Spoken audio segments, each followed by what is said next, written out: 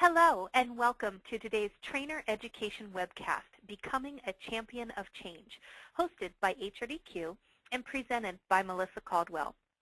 Today's webcast will last approximately an hour. Do stay tuned to the conclusion of the broadcast for an exclusive offer. Now, before we begin, up in the right-hand corner, you will see a question and answer button. It may appear as a chat box for you, but in there, you can go ahead and submit any questions you may have throughout the presentation. And then we'll either answer those questions as we receive them during the Q&A session at the end of the presentation or by email after the session.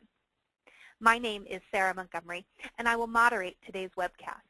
I'm in business development for HRDQ, a publisher of research-based training solutions that improve the performance of individuals, teams, and organizations. Today's presenter is Melissa Caldwell, an expert in the fields of performance management, change, and transition leadership, motivation, coaching, and communication. She has over 20 years' experience in designing and implementing innovative strategies and processes that measure, develop, and optimize people effectiveness. Her professional career includes high-level positions at Fortune 100 and large international companies. She received her Bachelor of Science degree in Management from Purdue University, and she also graduated from the Ashridge Management College, an advanced management program in the United Kingdom. We are very pleased to have Melissa here today to talk about change leadership. Welcome, and thank you for joining us today, Melissa. Thank you, Sarah. I'm very excited to be here today to talk about a topic that, continues to be a hot button for most people, so much so that we are back by popular demand. This is just a topic that everyone wants to talk about and share ideas about, so we're going to get right and get on it. So the first thing I want to test you with to see if you're actually paying attention to is, why did that spider cross the road? Got any ideas on that? Well, to get to his webinar, of course. Okay, that's a little webinar humor because you're sitting there staring at a screen, probably doing other things and listening to a voice you've never heard before, so just wanted to get your attention. Anyway, a couple of logistics for our webinar today. I want to make sure you have something to write with. Even though this is a webinar and not a classroom session, want to make it as interactive as possible. And as Sarah mentioned, through chat, we can capture your questions, your comments, and we'll address those at the end of the session, if not beforehand. Make sure you're free of distractions. And we're also going to be doing some fun polling throughout the session so that you can actually share your opinion as we go. Our agenda for today is multifaceted. First thing we're going to talk about is, what is this case for having leaders of change at all levels of the organization? Why isn't it just a top-down approach anymore? We're also going to talk about the behaviors or dimensions that are needed to really make sure your implementation is successful. We'll action plan for improvement, and again, this is where you're going to get involved. I'm going to give you some questions along the way that you can give some thought to, and then I'll show them again to you at the end of our session so that you can make some notes and things you want to do differently. And then, as promised, we will answer questions at the end. Now, I want you to make this as applicable as possible. So I want you to get a mindset. Think about a change that you're currently involved in, or maybe one that is pending, that's coming up. And this may be one that you're in charge of, or one that is affecting you, you're watching, whatever it is. I just want you to have a real change in mind. And jot it down in front of you so it's on the forefront of your mind as we go through today. That'll make it much more real for you. So what is this about leading change at all levels? Why do we have to worry about that? Well, if you think about it, the world is very different than it was 20 years ago. For the first time ever, we have 4 generations in the workplace, and you've heard that everywhere. We have different values, different styles, and what is so important about that? Well, if you remember back in probably grade school or middle school, you studied about the agricultural revolution and the industrial revolution and how they changed the world, how they changed how we interacted with each other, important enough that it made the history books. Well, folks, we are living smack dab in the middle of the information revolution right now, and it's not going to settle down anytime soon. It's constant change. It's been that way for at least 20 years and will probably be that way for some time in the future. That's why it's so chaotic right now. As a matter of fact, do you know what my #1 requested topic is for workshops? Influencing people. in particular, influencing people that you don't have authority over. So what we're trying to do is change people's attitudes, change their thoughts, change their opinions in order to change their behavior. That's what change management is, and that's why we need change leaders at all levels of the organization. You know, it used to be a long time ago, you could have a world of command and control. Somebody at the top said, do this, and everyone just did it without questioning. That doesn't happen anymore, so we really need to engage the power of influencing people, and you need to have skills around making that happen. So HRDQ has done a lot of research and read other research about leading change, and what you're looking at on the screen now is really those behaviors that, if demonstrated, prove that you will have more success in your implementation, getting it to stick. So modeling the change, communicating about the change, involving others, helping others break from the past, and creating a supportive learning environment.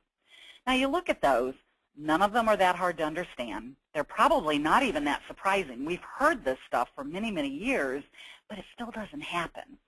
I think a lot of what we have to do is to just be very intentional about this and be very deliberate about this. So through our session today, we're going to look at each one by one, apply it towards a very real change in your life that you've noted in front of you. And I want you to take some notes, because you might find at the end that you're doing pretty well on one or two of these dimensions or these buckets of change. But there might be one or two that maybe you never thought of, or you're not doing enough of it, and it might be very easy to implement some change in behaviors for a big outcome. All right, so where we're going to start is modeling the change, and then hang on a minute. Right now, you're looking at your polling question. In a moment, your screen is going to turn blue.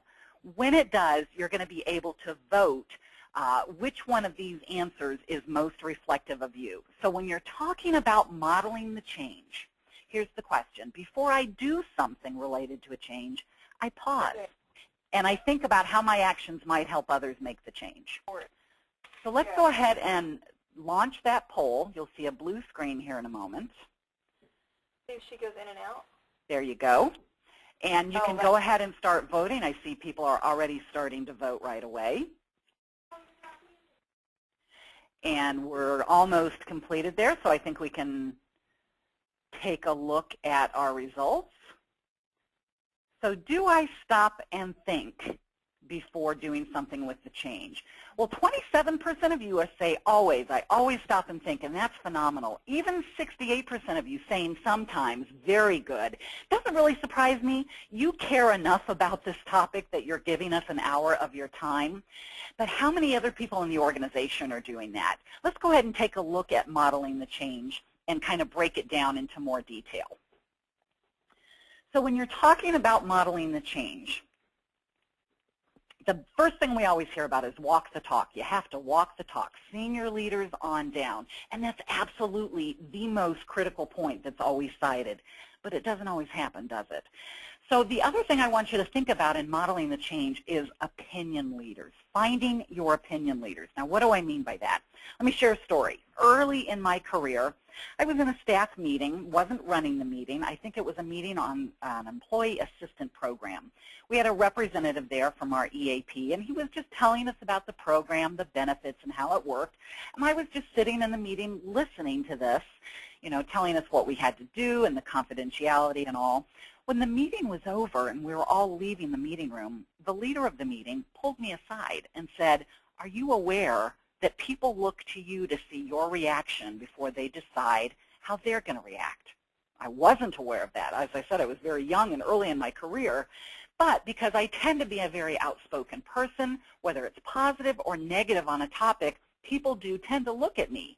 Now, you might be one of those opinion leaders, but even if you're not, you probably know those opinion leaders. So in modeling the change, you want to make sure you find them and you enlist their help. But of course, there are challenges to that, aren't there? Modeling the change, I love this picture. This little red marble is the first guy that's going across here, and everybody's waiting to see.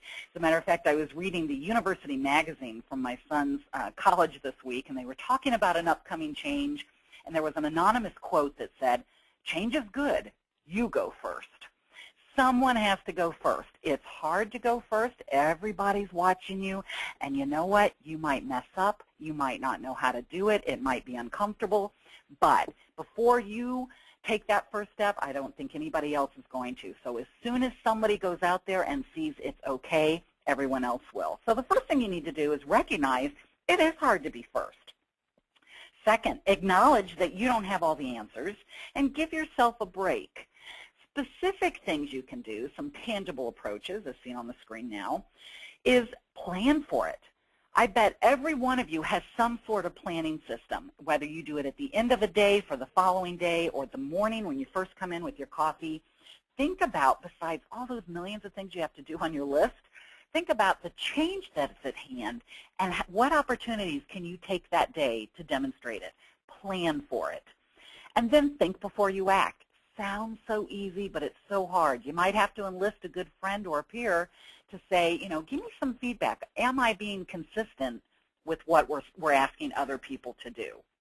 So here's a consideration question for you. And this is, we're going to show this question again at the end for action planning.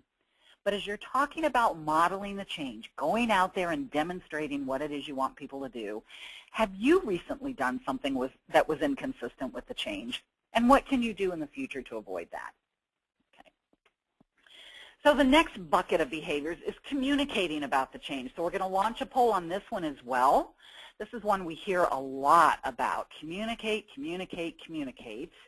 So your screen's going to go blue here in just a moment as the system catches up here. So it's, I try not to communicate anything about the change until I'm sure of what's going to happen. I want some honest answers here, not what you want to do, but what do you really do. I try not to communicate anything about the change until I'm sure of what's going to happen. Now a little slower on the voting this time, which means you're really giving some thought to this. Looks like we have most people there, so let's go ahead and take a look at the results. It appears that 78% of you disagree with that, so that you truly are communicating even when you don't know everything about the change. So that's phenomenal. 22% of you are agreeing, so this might be the dimension you want to pay extra attention to and try to do some things differently. So let's take a deeper look into communicating about the change. Again, this is one that gets talked about so much, but so often we don't communicate because we think we're trying to protect people. We're afraid if we can't tell them anything, don't tell them at all. We don't want to get their hopes up, or we don't want to concern them too soon. But really, you know, the quote that's here, many a man would rather you heard his story than grant his request, is so true. People just want to know that they're being heard. So even if you can't tell them details, as soon as it's out and that rumor mill starts, communicate with empathy. Acknowledge whatever it is they're feeling, frustration, anger, fear. Just acknowledging that you've heard them and acknowledge that emotion with empathy will go a long way when you can't tell all. When you are ready to tell all, obviously you want to be continuous, relevant, accessible, and you want to communicate to all audiences, and that's the one I really want to focus on here. The first step in the challenge is knowing that we probably haven't communicated enough. You may feel like you've been repetitive and you've communicated until you're blue in the face. But actually what happens is when you have communicated till you're blue in the face, you're probably about halfway there. So you need to go back, communicate in different ways, and communicate to all audiences. Now, what about this all audience thing on our tangible approaches? A lot of times people will just communicate to the impacted party. But what about the party that's watching the impacted party? What about the group of people that sits next to the impacted group of people? They need a communication plan as well. Maybe not the same level and the same message as those other folks do, but they also need to hear it because they're seeing it happen. So here's a tip or a tactic. Try stakeholder mapping. This is a change management technique where you get a group of people in the room that's representative of multiple functions and multiple levels in the organization, and you kind of, at first, you brainstorm all those different groups. You know, this group will be impacted directly, these two will be impacted indirectly, these aren't, but they share the same floor. Just list out those groups. Second step then is to take each group one at a time and ask questions about the change. Kind of put yourself in their shoes. What are they losing? Their perception of what are they losing with this change? What's going to be different? What's not going to be different for them? What might they fear, or what concerns might they have? And how is it we want them to behave? What do we want them to believe with this change? You just map all this out on either flip charts or your iPad or whatever you've got, and your communication message will start to appear, and the avenue will appear in the notes you're taking. So you repeat that for every single group that you're talking about. Here's another tip you want to think about in communicating. You know those much-loved employee opinion surveys? Every company has some form or another of this and does it in some variety. Most often, I could probably even venture to say all the time, in the top 5, certainly the top 2 usually, number 1 improvement desired by employees is increased communication, right? You've heard that before. So what do organizations do? Well, if they want more communication, we'll give them town halls, and we'll put up TVs in the lunchroom, and we'll put out voicemails and emails, and we'll talk at people, tell. Well, one company finally did a study of, what do you mean by improved communication? You know what the employees said? Ask me. Talk with me. Hear my opinion. So leaders, change leaders at all levels of the organization, with or without titles, number 1 way to improve communication is stop telling people things and start asking people things. Your consideration question that'll become your action plan question on this particular dimension is, are there parts of the change you're avoiding because you don't know what's going to happen? And how could you find out more? What can you communicate in the presence of the unknown? In other words, how could you position the parts you know? Okay, so the next bucket is involving other people in the change, and the poll question for this is, when talking about a change, I tend to ask a lot of questions. We'll go ahead and launch that. And that's directly tied to what we just talked about with communication. Am I telling people and talking at people, or am I actually asking and getting their input? Oh, I'm loving the answers I'm seeing on this. We've got a little over half. Give you just another couple seconds. Okay, I think most people have voted. Let's go ahead and show those results. When I'm talking about change, I tend to ask a lot of questions. 77% of you agree. That is phenomenal. You guys are the change leaders. Keep doing what you're doing. Make sure those questions are open-ended and not leading questions. 23% of you were honest enough to say that you disagree. You don't ask a lot of questions. You know what? You're not alone. I find that when talking with leaders, informal and formal leaders, questions are not a tool they use often enough. So it's a great way to make change happen. So let's go ahead and look at this one in a little bit more detail, the bucket of involving others in change. This is one that gets talked about a lot, and the word I really want to jump on here is that commitment, not compliance, that middle bullet. Now, a lot of you might work in regulated industries. You might be in healthcare or pharmacy, or maybe regulated functions like finance. In those worlds, compliance is a very good thing. You absolutely have to have compliance. In change, compliance is not a good thing. You want to go for true commitment when you're involving others.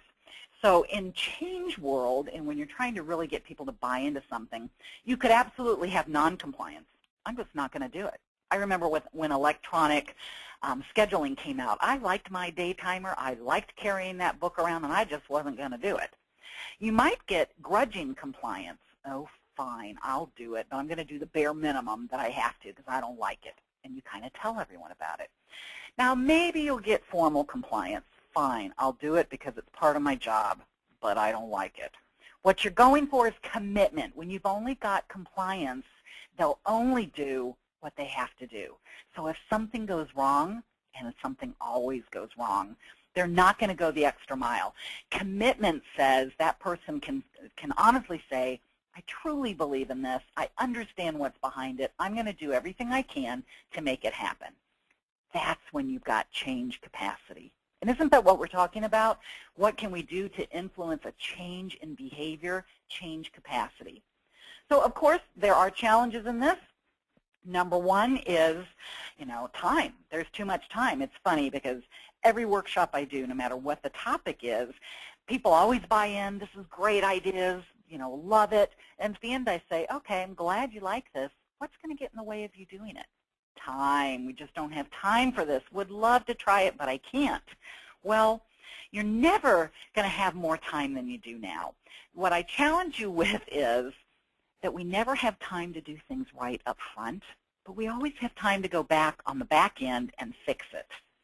So challenge you with that. Spend a little bit more time up front, and possibly you'll get that time repaid on the back end. So what do you need to do? Involving others in change. The tangible approach, employ a problem finding, and then problem solving session. On a large-scale initiative especially. GE is known for something they created called a workout day. Some of you may have done something very similar to this. They would take a number of employees off-site or in a conference center within their facilities and give them up to 3 days, people from all areas of the organization and all levels, to identify issues that might be getting in the way of productivity or acceptance of a change, identify issues, craft a solution, and an implementation plan. In other words, it's like stop the world for a little bit so I can think about this and plan.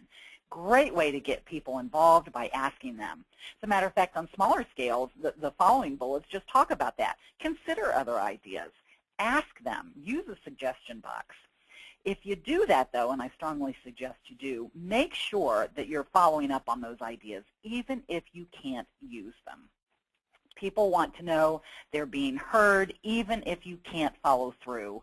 Nothing's worse than being asked your opinion and then nothing happens with it. Questions. Ask effective questions. So when I say involve them by asking questions, I don't want you to say, well, is everything okay? Are you okay with this change? I want you to ask really deep, thought-provoking questions. What concerns you about this? What ideas do you have to address that? What could go wrong?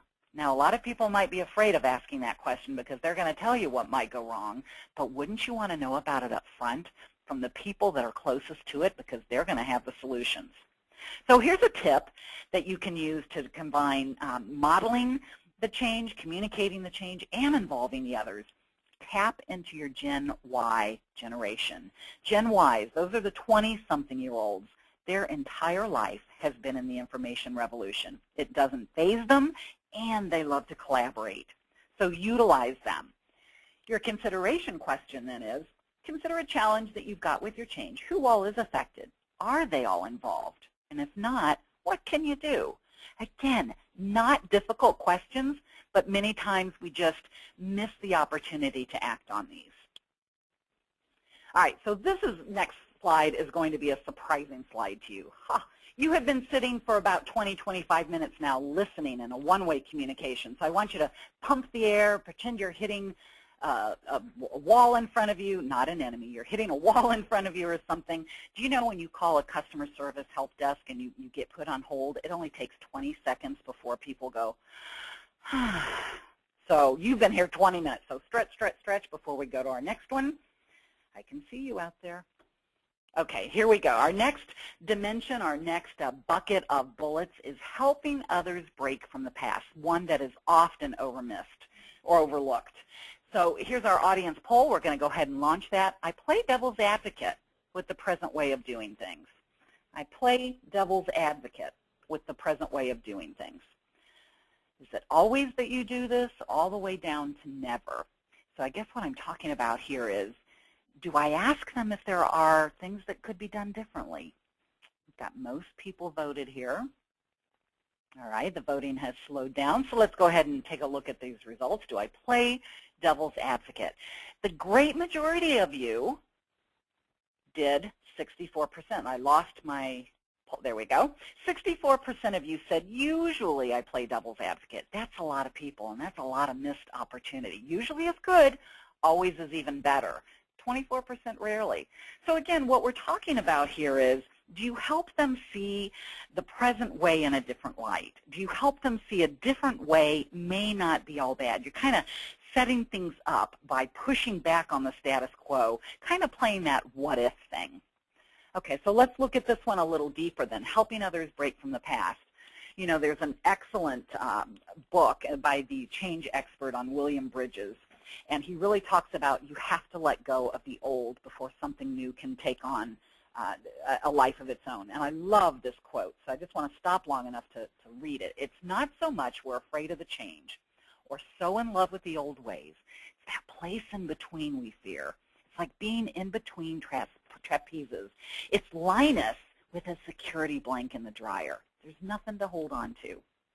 Think about it. When you're in change, the past is over. The memo went out, the town hall meeting came, the announcement's there. The past is over, but the future hasn't happened yet, and that's very scary. So we need to create a desire for people to move forward, but that's very hard, especially if most of your people think that everything's fine the way it is. They don't see the need for change. That's why that needs to be communicated. Some leaders will take the route of creating like a churn, whitewater, some turbulence just to get people to move. And I really wouldn't recommend that as well. And finally, you know, organizations' cultures have established norms and values and traditions, and it's very difficult to challenge these things. So leaders need to be very objective about the past and involve people and almost invite them to move forward. Now, one way to do that is the playing the devil's advocate that we talked about. Another way is to stage a symbolic break with the past. Throw a going away party for the past. Find things that symbolize the old way, an old logo, maybe a contest you had, maybe an icon of sorts, and allow people to have them on their desk, to take it with them, a piece of the past. Another thing you can do is have a proud and sorries discussion, proud and sorries. Get people in a room, brainstorm best and worst aspects of the way things were, or the current state before you move into a new future world. Acknowledge the things that have gone well, recognize them, celebrate them. That's going to reduce defensiveness on the new way coming in. But then also start to plan around, yeah, there were a few things that weren't so great, and now we have this opportunity to change those. That's going to be a wonderful thing. The consideration question here in helping others break from the past is if someone comes to you and says, you know, it's just fine the way it is, how can you challenge them to identify at least one thing that they could do different? It's almost like that what if scenario. Okay? Finally, our last behavior for leading change at all levels is creating a supportive learning environment. This is a tough one. So our audience poll, in a moment you'll go blue. If we have a failure while implementing the change, I try to help others recognize and focus on what we can learn from the experience. So let's launch this. If I have a failure while implementing the change, I do try to help others recognize and focus the learning from it. Oh, I like what I'm seeing. About half of you have voted. We'll give a couple more seconds here. Okay, good. Let's go ahead and look at this poll result. Do I try to use this as a learning? And yes, look at this. 50% always, 50% usually. That's pretty darn good. Rarely and never came up. I love those answers. And again, I bet you're here because you're actively involved in change. So let's take a further look at this one, creating a supportive learning environment. You know, this is an interesting one. When you've got change, you've got something new. Think about it. When a toddler or an infant, an older infant is learning to walk, do we sit back and just kind of stare at them till they master it? No, when they fall down, we help pick them up and we say, that's okay, you're doing great. When you learn to ride a bike, same thing. We don't just say, here's your bike, have a nice day. We hold on, we have training wheels, and they still crash, and we pick them up, pat them down, and say, it's okay. Even as adults, we're allowed to learn new things. In this world we live in today, everything is new, daily almost. So we have to get past this. But there are many challenges around this. Trying something new is very scary. You will make mistakes. I think what we've got is an issue with most organizations don't allow you to admit ignorance.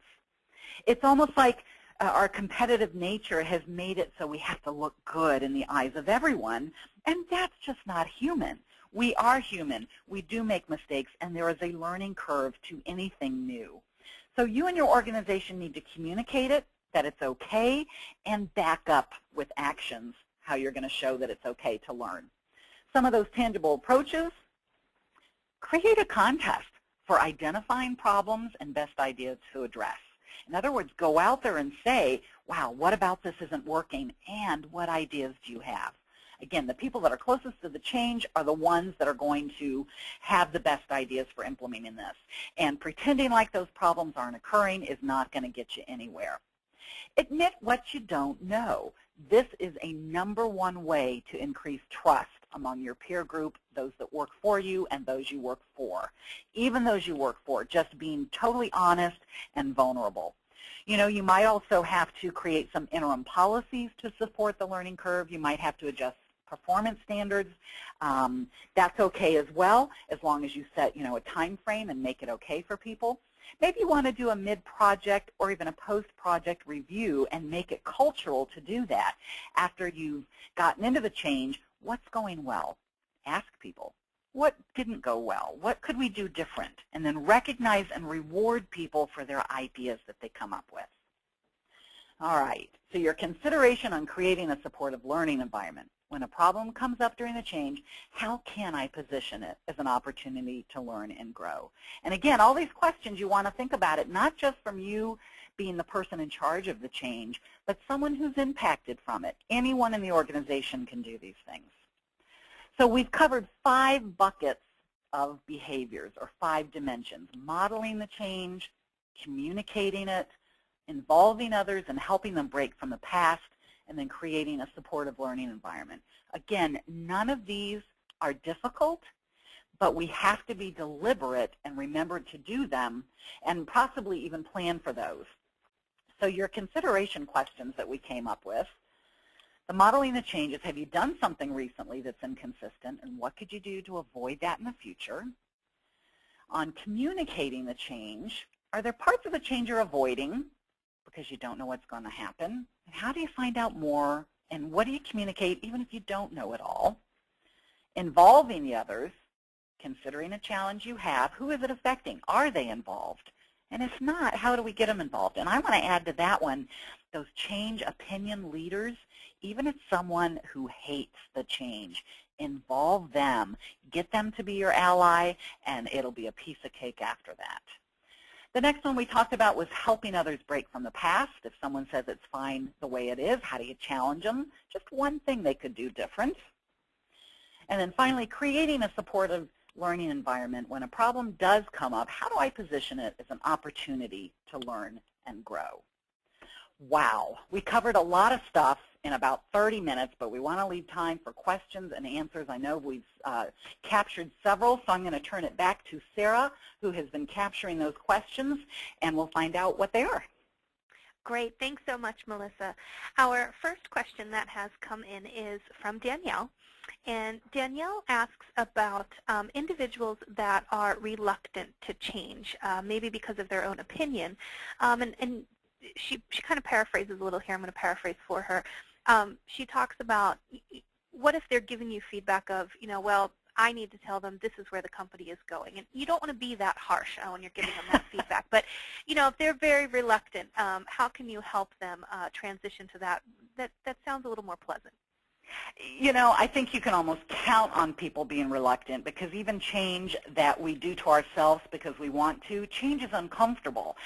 And, you're going to get all kinds of reactions. And yes, of course, we want to say, just get over it. But of course, you're not going to do that. What I would suggest is approaching them neutrally. Seek this person out, all those individuals that feel that way, and seek to truly understand what it is that they're unhappy about. Is it a concern? Is it a fear? Is it anger? Truly listen to them so they feel heard, and then ask them, well, what would you like to see differently? Listen to that. Now, they might state something that is totally, unacceptable and we can't do it. Finally, I think you say, given this change is going to happen, what would you like to see? So given this change is going to happen, what would you like to see, or how do you recommend we go forward? Basically, then you're saying this is going to happen. So asking them, given that, what do we want to do about it? Good question. Great, thank you. Our next question is from Mike. He'd like some ideas on how do you help others break from the past. Helping others break from the past, yeah. Again, you have to let go of the past before the future can come. Talking to these individuals, finding out exactly what they're clinging to, helping them see it objectively, allowing them to even take a part of that past forward. If there's one component, well, given this is changing, how can we utilize this old way in the future? So maybe to them you can almost package it as a shift in thinking versus a radical change. You're going to hear a commonality in all these answers that you've got to actually talk to these individuals, seek to understand when truly what we do, if we were very honest with ourselves, many times we're just talking at them and trying to convince them by them hearing our voices of what they need to feel, what they need to think, when we need to start from where they are and then start to demystify the change and make it less scary for them. Great. And from Mindy, we have, what do you do when your senior management doesn't walk the talk? Don't you just love it when that happens? And they usually think they are walking the talk. You know what I say to you is you continue to walk the talk anyway, number one. You do it anyway. Don't give up just because your senior management isn't doing it. You walk it anyway.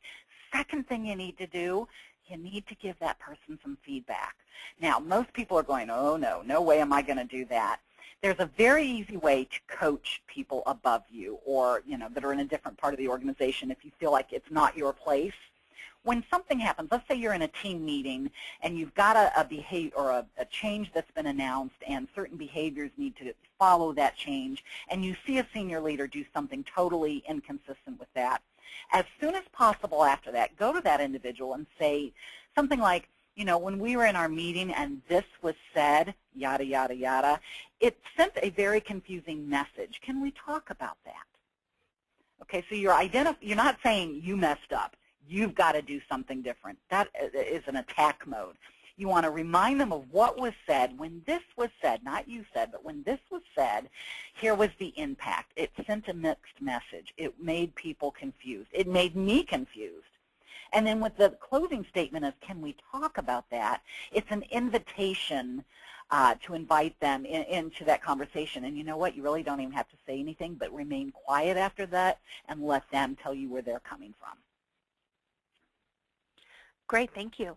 Now, this one, we're going to have you think off your feet here, but Dwayne is asking for some creative ways for encouraging the embracing of change and the values that come from them. Okay, creative ways for embracing the change. The first thing that popped in my mind because I drew a blank was what you need to be doing whenever that happens is asking the people involved. So creative ways for embracing the change, throw that question out. What's the craziest thing we can do to get on board with this? Using those words, ask people, what's the craziest thing we could do? The workplace gets so serious sometimes. And if you put the question out there, literally, not what's a creative and innovative way, but craziest thing, what's the most off-the-wall way, and start getting people to talk to one another about those ideas, you're going to get some very creative ideas that you would never have come up with on your own. Great. And we have two more questions here that have come in. This one is from Jill. She has a large-scale initiative that's coming up, and so she is asking about communication methods that might work best for a large-scale initiative, change initiative. Sure. Yeah, because large-scale initiatives are usually very long in time frame. You're not going to flip a switch and everything's going to be done. Plus, large-scale normally involves a large number of bodies, that not just individuals, but groups of people that are impacted in different ways. So you want to be very varied and make it two-way. So I think what we're very good at over the last several years is coming up with how to communicate at people and tell people about the change, but you want to incorporate that involvement of them and getting their input. One of the ways to do that is a transition team. Ask for volunteers at all levels of the organization to be part of a peer team that basically is the eyes and the ears of the organization. Have people know who they are. It's kind of like when you go to Walmart and you see those great pins, big pins, ask me. You might even create some of those. Tell me what's on your mind.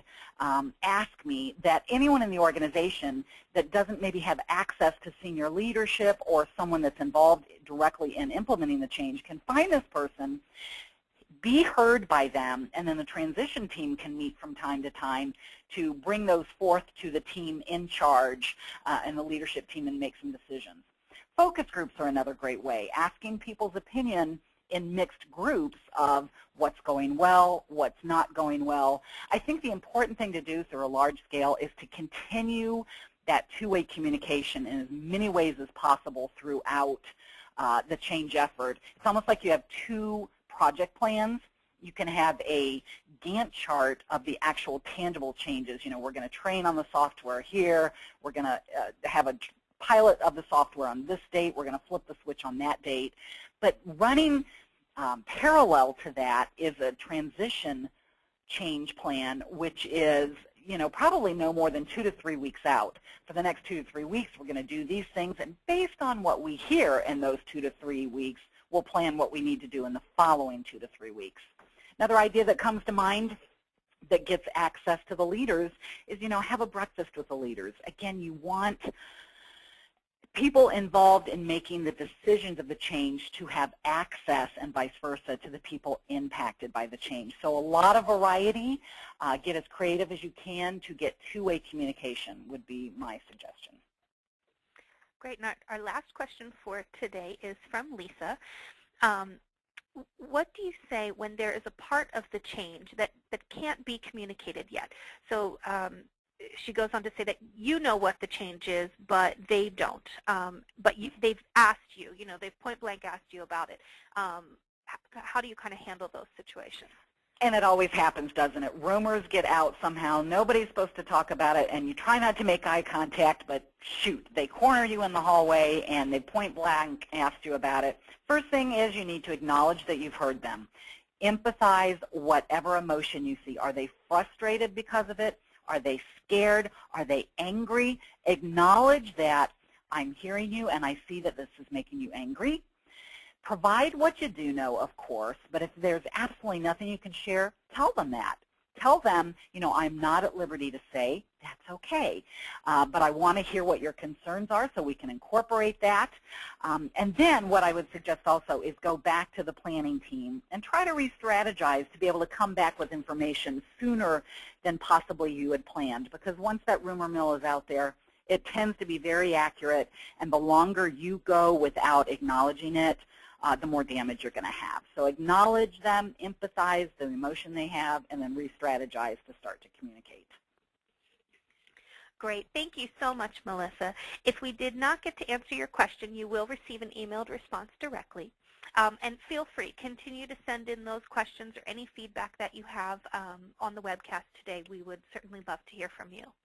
And now, as an exclusive offer, you do get 25% off any leading change at every level product at our website, HRDQ.com. You do want to make sure you use the coupon code LCEL Webcast, no spaces in between those letters. And again, we really appreciate your time, and we hope you found today's webcast informative.